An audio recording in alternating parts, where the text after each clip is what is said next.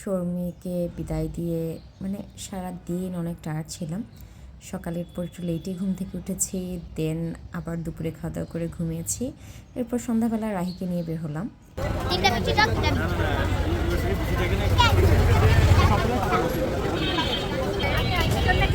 আমরা ফুচকা খেতে এসেছি, তবে শর্মিকে অনেক মিস করছি। ইচ্ছে ছিল শর্মি সহ এখানে ফুচকা খাবো।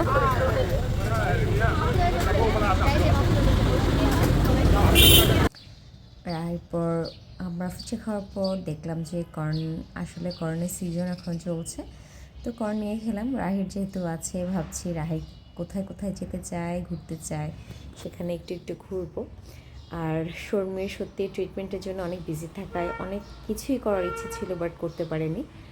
আর ইনশাল্লাহ পরের নেক্সট টাইম আসলে আমরা সবাই মিলে আরও বেশি ঘুরবো এবং যা যা করতে পারিনি সেগুলো করব। আল্লাহ সবাইকে সুস্থ রাখুক, সেটাই এখন দোয়া করা। আর কর্নগুলো বেশ মজা লেগেছে আমার, তবে টক ছাড়া শুধু লবণ দিয়ে হলে মনে হয় বেশ ভালো ছিল। এই তো এইভাবেই আজকে দিনটা কেটে গেল। আল্লাহ হাফেজ।